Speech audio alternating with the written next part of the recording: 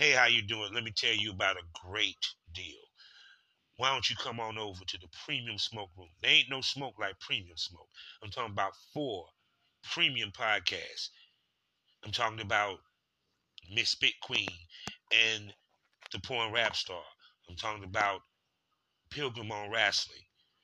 I'm talking about Causing Havoc with Princess Havoc, as well as the Reed Daily Report. Oh, I'm sorry, 5 STO Dark. Plus also extra premium episodes for some of the hottest ladies and gents in the business of porn.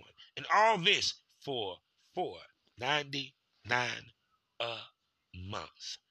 I'm talking about 5 to 6 extra episodes a week on top of the free shit that you get. So do the math. Great deal. Only on Spotify, only on Anchor. Come check me out. Come catch this premium smoke. Hello. Hello, hello. How you doing, sir? I'm doing outstanding. And yourself? I'm doing pretty good. And everything, just like, I guess, all the pictures I see of you, I can hear the smile in your face with your voice. Thank you. Apologies for my voice this morning. I did go karaoke last night, so I did lose a bit of it. So what did you sing at karaoke? Oh, mostly 80s rock, 80s pop. So wait a second. Was you too tipsy to remember which songs? And how drunk was you by probably the 4th song?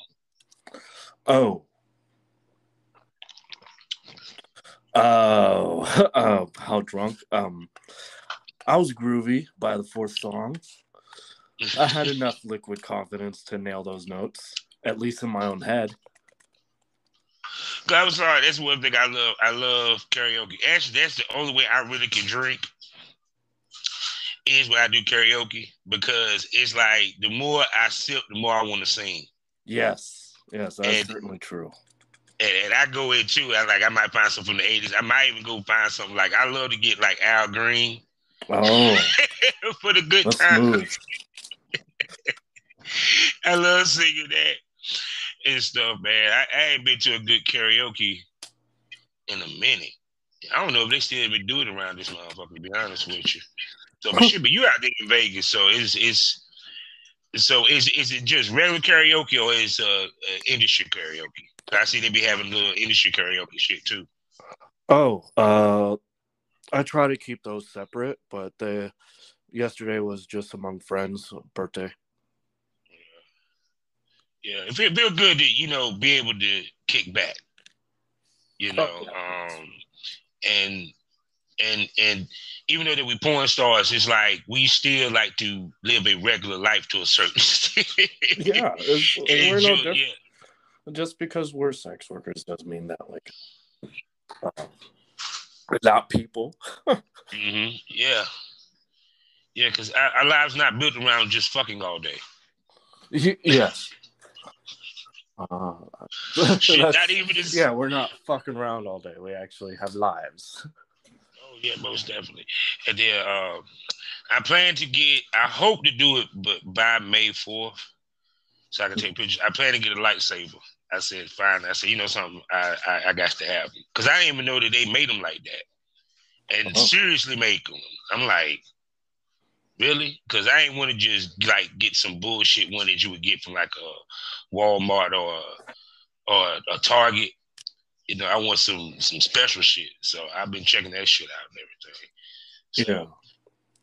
So and have you been doing the God? I don't want to say it wrong. The Larping. Oh yeah, yes, I still certainly am. I'm getting back into it, and one of the photos I sent you was from a Larping event. Yes, was that recent?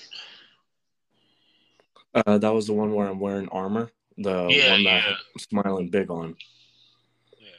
And you make your own armor and you make your own outfits, or someone make them for you? Oh, we all work on it together, but the group and I created that armor, and most of the garb, the outerwear, and the weaponry is handmade. So we create our own stuff. Oh my That is just so cool.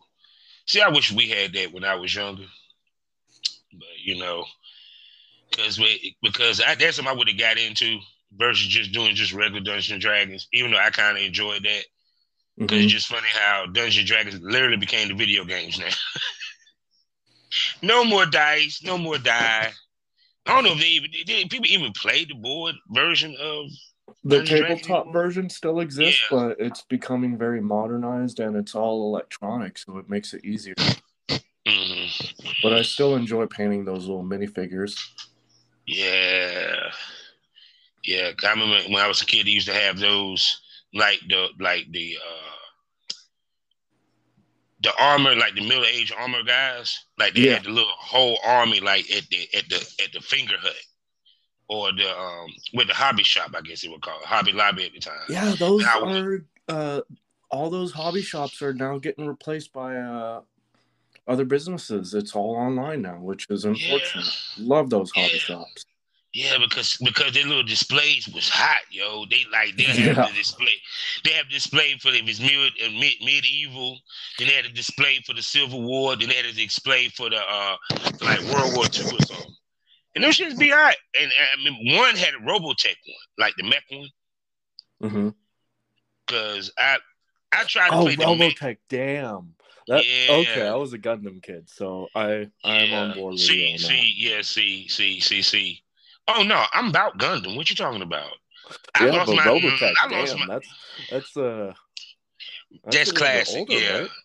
Yeah. Oh yeah. It's Lieutenant Rick Hunter. I'll never forget that name. Hold on, let me look up images on Robotech. I haven't heard that in a while. Yeah, because but I ain't gonna front. Even though I love Robotech, it's Gundam to me was just better because it was like my thing with Robotech was when they used to they didn't completely transform. It was just the legs and just the plain side of it. Yeah. And it just be sliding. And then I liked season 3 with the motorcycles that turned into armor. That shit was hot to me. I'm looking at it right now. Macross, that was the other one too. Yeah. That was that big ship that turned into a robot. We're a bunch of nerds. Yeah. People don't realize I'm a nerd at fucking heart. Trust me. It's like shit. I used to watch oh man. Transor Z? And what made him hot was he could shoot his fist. And he couldn't fly. He had to call for this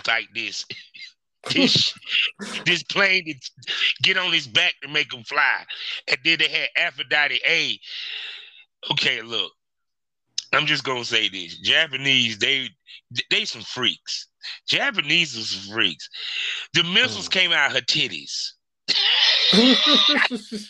You cannot have that cartoon today. They are otherworldly and ahead of our time. I wouldn't say. God. Well, yes, they are freaky with a capital F, but they're also ahead of our time. Because you want to be honest, a lot of the cartoons. Now I don't know about Dragon Ball Z or what have you, how far they took it, but some like Guy in the Half, they used to have fucking in that shit, straight up. Oh yeah. It's there's a lot of TNA that's openly accepted, but so repressed at the same time. It's strange how that is. Yeah, because I'm gonna tell you the funniest thing I watched. I was watching, and I told somebody else about this, but and the fans probably heard. They had a Japanese channel on one of those apps that you got, right? Mm-hmm. And straight up, it felt good to watch. Wolf and Cub. Oh God, that's my classic shit. Classic kung fu. But anyway, they had this detective dude, and I swear I was watching a show that is detective that is based with BDSM all in that motherfucker. I'm just looking at dude like, for real, this is what they watch. What is the show called? I can't think of it. It's detective something. He's supposed to be like the Chinese. He is based in ancient Japan, right? Mm-hmm. One scene, this dude is slamming his dick with a hammer. You know what? The meat tenderizer hammers. I said, oh my God. Damn. But it gets better, right? It gets better, you say. After It gets slamming better. your dick with a hammer, it gets better. Okay. I would hope so. He catch this chick and he got her in a net. Like, you know how they they're in the woods, they get caught with that net that comes up if you walk in the middle of it. Yeah. Oh, he is fucking her through the net like she's riding it. He got her placed on top of his dick. And he just spinning her around. Fucking. What? Wow, that's a new definition for spinner. That's called a helicopter. What the fuck? I was done. I said, if this is what they're watching, why they live in Japan? God damn it. This is TV, God damn it. I'm sorry. Oh my God. Shoot. Oh God, that man, I forgot to do the particles and every fucking thing out of this bitch. Let me do this real quick. What's going on, people? And welcome to the Smokers Lounge here on Anchor, the perfect app thing. We're trying to start their own podcast career. You know what it is. Go ahead and get yourself a profile. Download the Anchor app or go to anchor.fm. I'm your host, Kevin Southern Champ, aka the Porn Rap Star. Find all my links with one link, allmylinks.com/Porn Rap Star. We have 3 wonderful sponsors. The first one being the Facebook LS community, lsworld.com. Also, check out eroticismmagazine.com. Go there today, get yourself a subscription, get it paperback or get it digital. And last but not least, excitebunny.com for you consumers, a new place for you to get XXX content and see some of the hottest talent in the world do some freaky shit. And for you consumers, for you content creators, 90% profit. You can take home 90% profit. And if you need healthcare, they got you covered with that too. So check out excitebunny.com. Primarily in the GW District Black Podcasting Network. Also, while you at shopgwdistrict.com, buy and experience shopping from over 500 Black-owned retailers and shops. Also, check me out at skyhawkafterdarktv.com, as well as the BGP app. You can find that on your phone in the App Store or even on your computer. And you can listen to me on the radio station. Oh, and guess what you get to hear a lot of? Me talking about wrestling with my man Billy Pilgrim. So with that being said, I'm going to shut up and let this guy who's returning introduce himself. Well, reintroduce himself. Good afternoon, everybody. My name is David Lee, and y'all know me by finding me on the internet and me smashing and smushing some of the most beautiful women on the planet. So, how y'all doing? He called himself, what is a meat mannequin? Oh my gosh, yeah. Professional meat mannequin.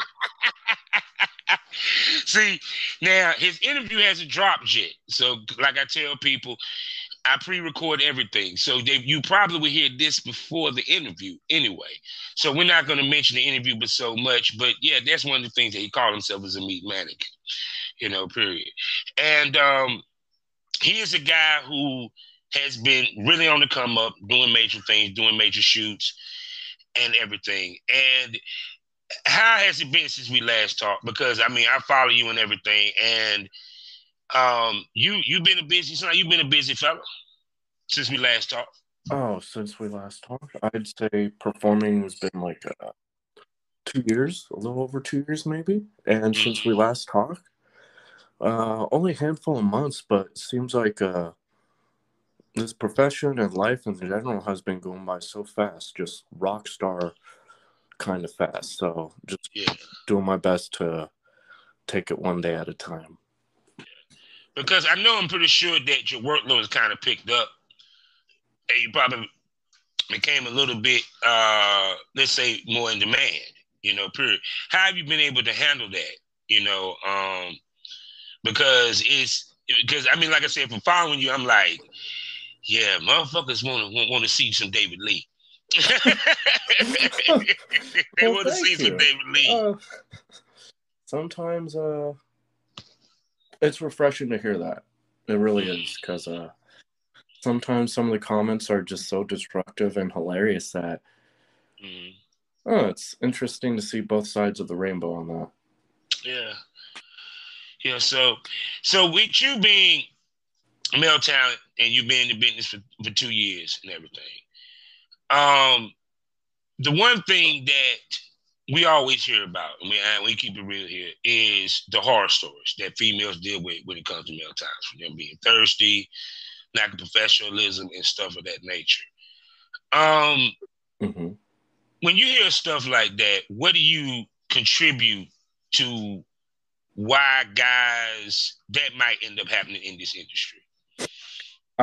Uh, as far as professionalism goes, it depends on their own personality Mm-hmm. and communication and comfortability with the female talent part. Because I do the best I can to respect the female talent because it's all about her. And it Mm-hmm. really is because we're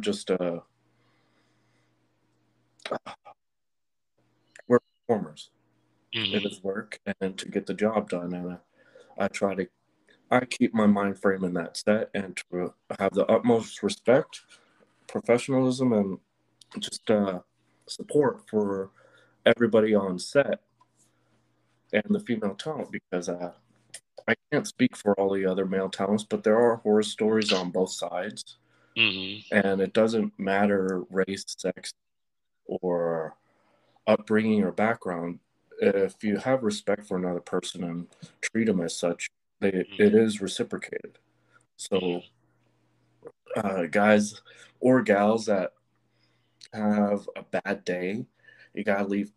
Just like any other job or career, you gotta leave that at the door. Mm-hmm. Yeah, because it's what a lot of people don't realize is that this community is as big as it is small, and reputations get talked about. You Absolutely, know, yes. It spreads like wildfire. If one bad experience, half the industry is going to know about it by the end of the day. mhm. Now, I know when it comes to we're gonna speak to some race shit real quick. When it comes to I know brothers, we men in general, we have to tread that thin line of professionalism, respectability, and not being considered thirsty. Okay. Mhm. Um, and then add into it when you're of a different ethnicity, that heightens it even more. So speak to how much guys, us as guys, and you being of Asian descent, that you have to be even more perfect on set, professional wise, and you get where I'm coming from, than probably the average of the other talents. Oh, I know what you're coming from. Mm-hmm. I wouldn't know what it's like Mm-hmm. for the brothers because Yeah. I am Well, I'm not of not talking that about for the ethnicity. brothers. I'm talking I about for can't you. relate to that. But from my You know what I'm saying? perspective, for my own race and ethnicity, Mm-hmm. I've been experiencing that my entire life, Mm-hmm. and just gotta improvise, adapt, and overcome to every situation. So, as far as race and ethnicity in this industry, I've seen it, Mm-hmm. I've experienced it, observed it, and I honestly I don't. I keep it real. I Mm-hmm. stay myself and keep that. Do the best to keep that proper image, and I Mm-hmm. don't. I do my best not to let that bother me, and most of the time it doesn't because it, it's how it sells. So, Mm-hmm. Because here's the point, because like even when I look at your pictures, it's like you have a very bright, vibrant personality, probably on set and everything and stuff. And I tell people when it comes to doing this porn thing, you got to have swag walking into the door. Because in many ways you kind of gotta woo, even though you gotta kind of woo the female talent in so many ways. Not to the point you're trying to date her, but you to make her feel comfortable, to make her feel wanted, because vice versa, us as men, we want to be wanted. Even though yes, it's work, we still like to know that yeah, she enjoying the work. So yes. so it's like, how much you make it a point, and what some of the things you do to lighten the mood on the set, or what I'm saying, and to make them crack a smile and jokes and stuff of that. What I do, being confident but not arrogant, not having an ego, and there's some of the things I do is I already make candles as a hobby. Mm-hmm. And I always bring a handmade candle for the female talent to set because that's always a nice. Who doesn't like candles? Who doesn't like And gifts? yeah, so that's a nice little icebreaker, and then always a nice introduction, Yeah. and just asking questions about them and finding out who they are, and not talking about myself so much because I try to let them do all the talking and have them feel comfortable and express themselves. So for me, just ask questions, have a smile, and treat them like queens. Now, you ever been I on can. set and it was one girl that you thought that you're gonna be like, man, she gonna be a hard nut to crack, and then next thing you know, she just friendly as fuck after y'all done conversated.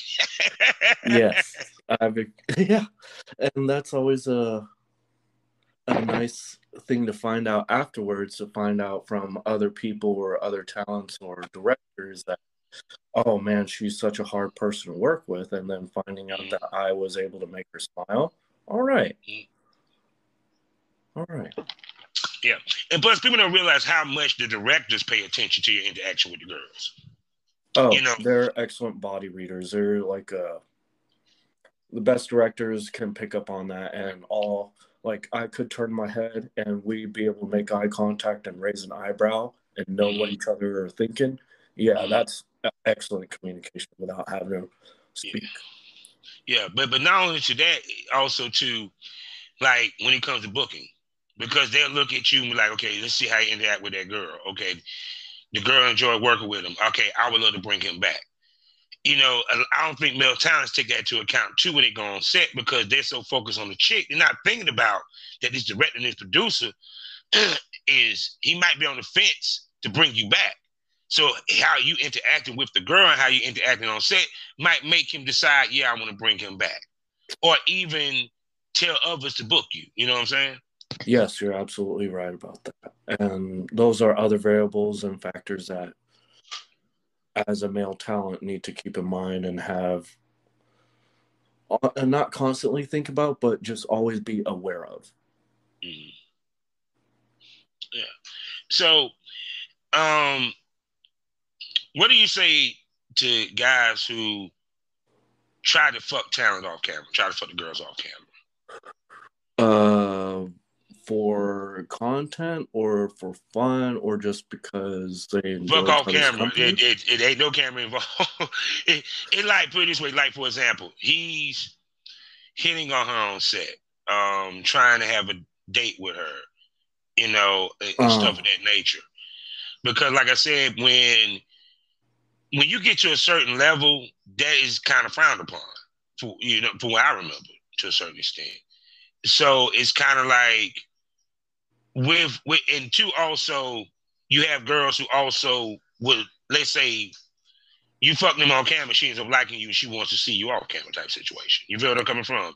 Yes. How as a male talent in the business you balance that, and also when you want to keep it business, how do you let that female know, look, this is business? You get where I'm coming from? Yes. So for the first part to your question of how I feel about it Yeah. and what I've experienced, and then the second part to your question of how others want to date off camera, honestly, I'm still figuring that out for myself because I tried to date within the industry because we other female talents and I have vibed, and I tried to figure out a balance and I suck at it. I honestly really tried, and I've broken hearts, and I Mm-hmm. feel really bad, and I apologize about it, and I'm still trying to figure that out for myself. So I'm unable to answer that. And it's not a negative experience. It's not a falling out kind of thing. I just need more time of self reflection on Yeah. me What you because well, I still haven't figured that out, dude. And well, I I mean, don't think it's unprofessional. It's, mm-hmm, just like any other common workplace or other careers, you're mm-hmm, gonna come across somebody that's a coworker that you really enjoy their company. mm-hmm, Take it outside of work, and mm-hmm, honestly, I don't see anything wrong with that as long as it doesn't interfere with your work. mm-hmm. And I'm too focused on my job that I put my emotions aside. So I Mm-hmm. can come off as really cold Mm-hmm. with a significant other, and that's a personal problem that I need to figure out myself too. Mm-hmm. Well, I mean, it's like this. I was told this by an old man. It sound funny as fuck. He said a man shouldn't get married till in his 40s. And I said, well, why? 'Cause he said by then you done chasing pussy or chasing whatever you chasing. And when I look at it, when you're chasing a career, you're married to the career. So Yeah, either the woman has to be willing to be second to the career because it's the career, period. It's no different than if a man dates a woman that's deep in her career. He got to be married to the career with her. And a lot of people don't know, a lot of females don't know how to do that, even if they're in the career themselves. You know what I'm saying? yeah, and I could say the opposite as well. That a Mm-hmm. female could be married to her career, and the male could be in complete support because I've been in Yeah, that position yeah, as well. So yeah, totally understand that from my perspective, but yeah, sometimes emotions take over logic, yeah, and uh damn, that's yeah, messy. yeah. Because I've learned plenty of lessons in my earlier days about that off-camera shit. Ooh, Oh, I can headache, imagine on that one. Mm. headache. Oh my god. Cause no, and it's worse if I had one situation where me and the girl never fucked off camera. Now that one was puzzling. I said, wait a second, we never even shared a cup of coffee and you got feelings? The fuck is that? Huh? What the fuck is that? We never What even the fucked fuck off is that? camera, goddamn it. What?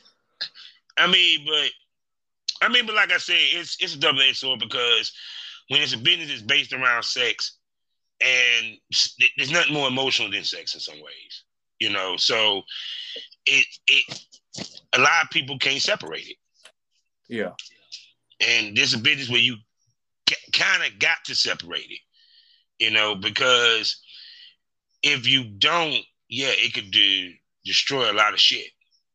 yeah. Because it's easy for a girl or a guy to get jealous, period. Because it's just funny. Like I even talked to married couples who they would not film outside of them. And I was like, hey, kind of ain't mad at you because then you can't get jealous but so much. Yeah. Work is work, and like I said, do what Yeah, sells. yeah, It's money at the end of the day. yeah. It's your job. And I think that's the thing. And to me, I kind of like that when just set, even though it's fun as fuck, it's still business. It's like as soon as the cameras go off, we back to normal. Hmm. It's not necessarily that, she calling me daddy and shit like that, period. I mean, it's nice, you making me blush, but I can't take you home. can't I can't can't, let you meet mom. No. but shit, my wife would cut you. And me too. Oh, Well, oh, oh. yeah, I, I I don't know about that second part. I'm not married. but see, you lucky. Well, then again, I'm kind of wrong because my wife might be like, something, glad you brought her home. But that's a story for another day. But yeah, but I mean, to me, it's like I said, it's Story for yeah. I a get story that, man. for another day. You know what I'm saying? Because wife love pussy too. But um, but not. a lot of times, because even with the way that the game is now, because it used to be a time where, you know, you kind of know because of what we talked about in the interview, you know what I'm saying, with your background. Mm-hmm. How we was gatekeepers and how hard it was to get into the business to begin with. You know, period. Now it's more easier. You got guys that's coming in, and they're coming in with the horny middle school, I got the cell phone mentality. You know, period. That's just guys in general. I mean, shit. Can be very one-track minded, and it takes practice, time, and experience, and most of all, self-reflection. Because if you can't be introspective on that, then you're never going to learn how to be better. Yeah, because to me, it's I got off on giving a good scene to the point where the girl wanted to shoot again. Yes. Giving a good scene to where it actually sold, you know. And probably in your case, I know you get off on when you got producers that want to bring you back, want to see you again. Girls might even want to do content trade with you outside of the set and everything. And sure. and two, also speak to the fact that you have a very, very good reputation. And it's not just your personality, but just your work ethic behind it as well. And your professionalism, which you step on set. Yes. Thank you for recognizing it. Is refreshing to hear that because, yeah, I get off on that. When I look at your timeline, I mean, dude, duh. you, you you ain't. I will say this again. It's like you can tell a person timeline to a certain extent what kind of work they're doing, right? Yeah, if I'm seeing you, yeah, go ahead. Oh, sorry. Yeah, that's this attention and hearing that is brand new to me still, even after hearing that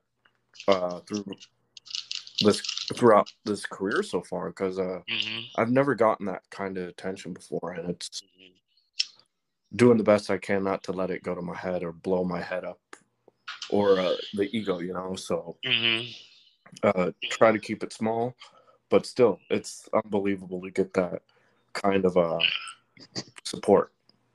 Yeah. And I also see that you've been dabbling in the TikTok and Instagram and social media and stuff. I was like, oh, I saw you had an IG page and everything. So I've seen that you starting to how you been working the social media since you've been Well, thanks for noticing. Instagram, trying to be more prominent on because I'm a grandpa at heart with social media, so I'm still figuring out how to utilize IG properly. Twitter, I find to be the easiest and most useful. TikToks, I've downloaded and tried TikTok over 5 times, and that's just something I just can't do TikTok, dude. When I am on TikTok, it's always somebody else posting something or finding something and making a GIF or a meme or a little clip. Awesome. Thank you. Because damn kids and their damn TikToks, I swear. And the Snapchat I actually enjoy. It's fun because all the emojis, but I'm very, very, very selective on Snapchat. So my phone's always blowing up with notifications with social media. So do my best to be out there with it, but also not be consumed by it. I feel you on that. So yeah, because so when we gonna put some LARPing videos up on your social media? I want to see you fight. I will as soon as my foot injury gets better. I will be fighting again.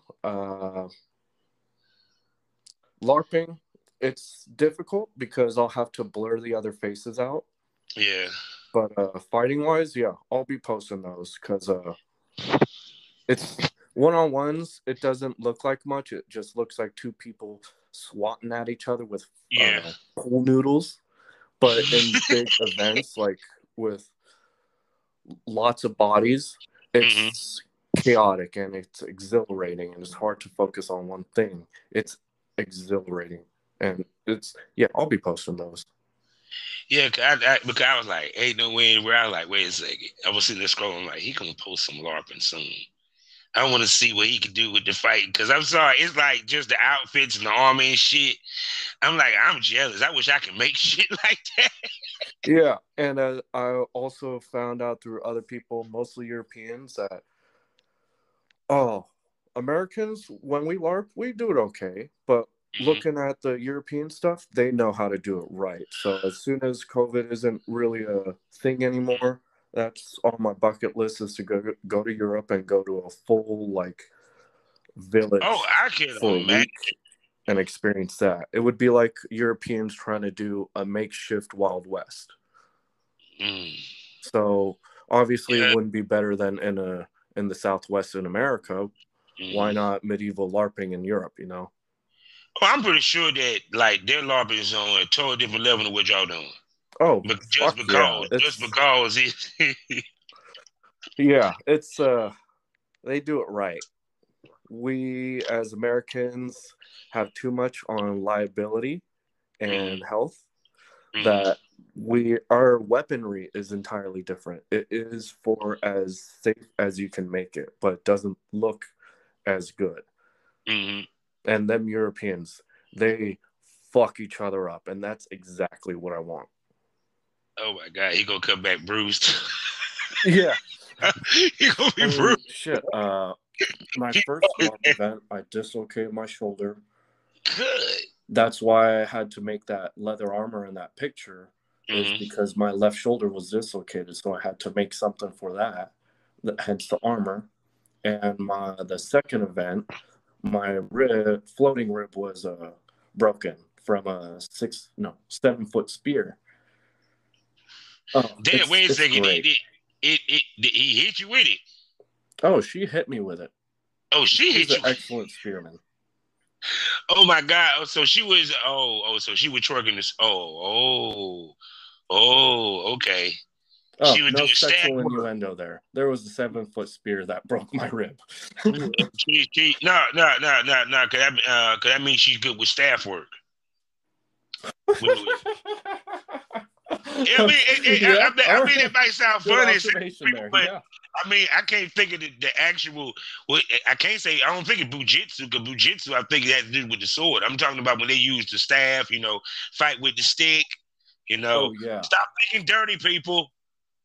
Yes, we might do porn, but I'm not talking porn right now. I'm Yeah, talking this is LARPing. LARPing. Get your mind out the gutter, Jesus. Yeah, because I can imagine some of the people actually know how to fight with the Oh weapon. yeah, we're all you have to, or else you're gonna get injured. I mean, shit. The arrows that we use, it's only like 30-35 pounds of pull behind that string. But when you don't see that arrowhead coming, we replace the arrowheads with 3-inch foam padding. But even then, if you don't see an arrow coming and it checks you right on your jaw, it's lights out. It's great. Oh shit! Wait a second. Please don't tell me y'all don't have a moment. Hold on. Let's go back to 300. We will send arrows to blot out the sun. And we will fight in the shadows. Was that not the hardest line in the history of movies? I'm sorry, goddamn. What was it? And he even said that when his hand was cut off. Hey man, no, it made it so funny. It actually happened. My boy was laughing. He said, "What you laughing? Remember we told you that we were gonna fight in the shadows." This motherfucker getting shit with arrows. They laughing. The fuck is wrong with these people? Y'all Yeah, just that's. I mean, shit. That's the smile that I have on my face right now. That's the same smile I have when I have a broken rib. shoot. Cause I ain't gonna front. Like I watched like a lightsaber fight, and like they actually be having competitions, and they be getting down with that shit. Oh I yeah, those are whole routines and choreography. If those lightsaber practitioners came onto the art field, we'd eat them up. Oh, I'm pretty sure y'all will because, like I said, it's different between okay, we planned this out versus oh no, this is just straight up fighting. Yeah, Yeah. You might get you might get a punch to the jaw. Yeah. Or a shield to the teeth. Yeah, and I know the girls is probably just as physical, if not more physical than the guys. Yes. I can imagine. I can imagine, yo. They get They're to really excellent take out their fighters out there. frustration on you guys. I'm pretty sure they get to really take out their frustrations. Yes, they do, and it's amazing because I'm I'm trying. There's a lot of other coworkers in this industry, other sex workers that are not just interested but Mm-hmm. excited, just as exhilarated as I am Mm-hmm. to join the LARPing group, and it's been our LARP group is growing. One body more at a time. The more and more I bring it up, so I have to bring out those contact cards with the LARP group whenever I come to set now, because Mm-hmm. other coworkers have archery skills. They used to do Mm-hmm. kendo, and there Mm-hmm. are others that are just excited to fight. And when they do come out to the field, they excel. Yeah, So yes, because they are just as and to me, tremendous fighters.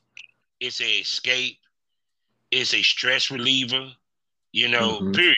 Because especially if as a person that might run their own businesses in porn, working 9 to 5, you need time where you ain't got to worry about shit.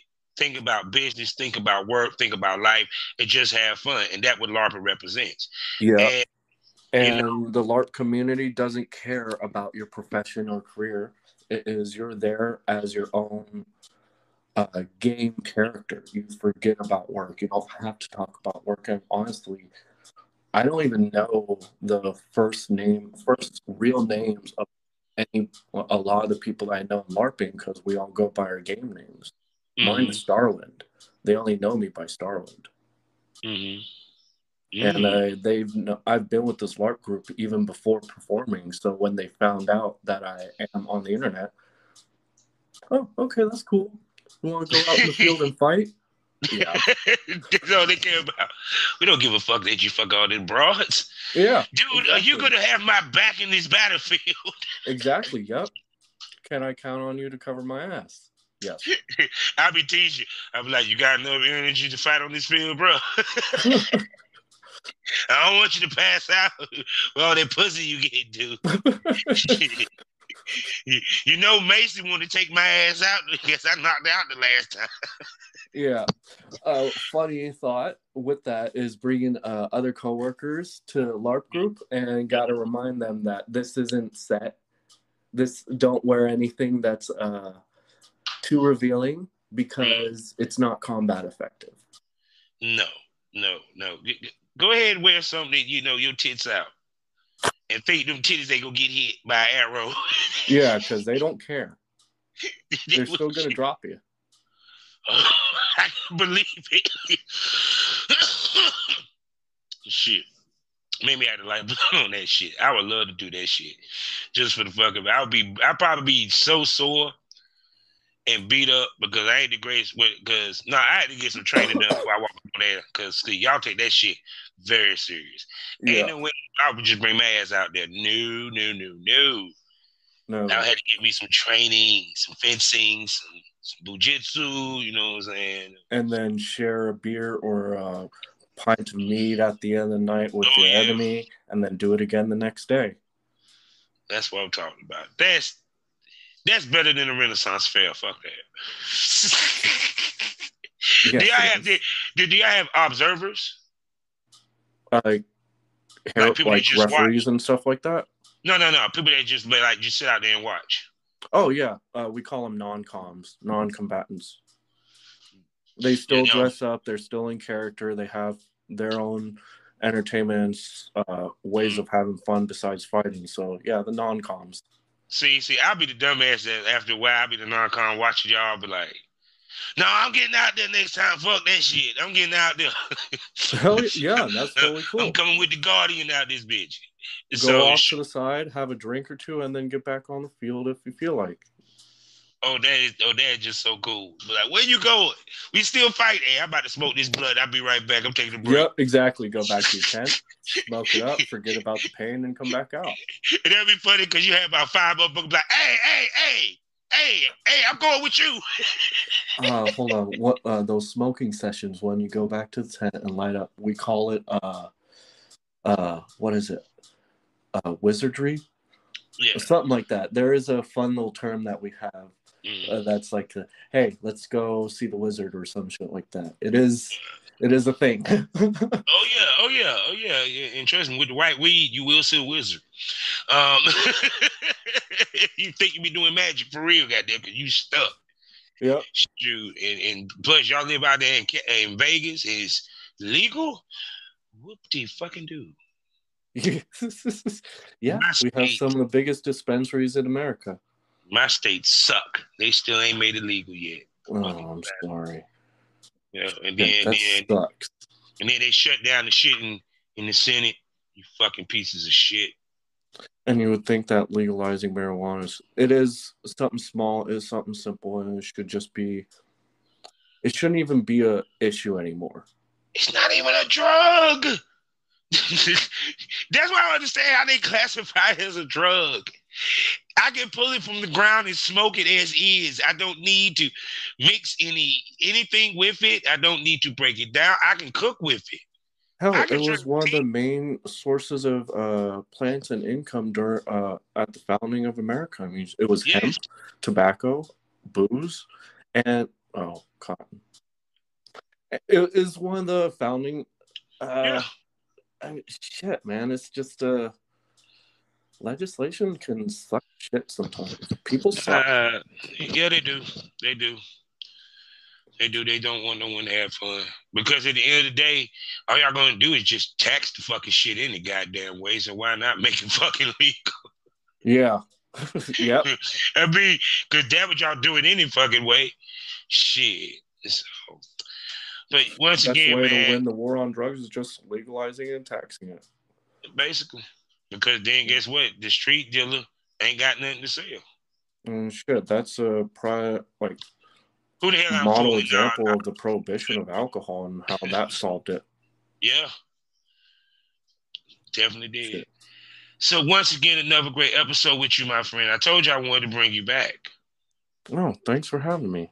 And I will be bringing you back again because I love talking LARPing with you. Oh, yeah. And next time I'm in your neck of the woods, I'll hit you up and we can share a beer. Most definitely.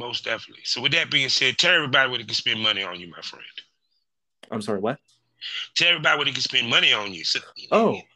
Find me on any of the tube sites. My OnlyFans is the same as my Twitter tag. It's the official David Lee with 3 X's.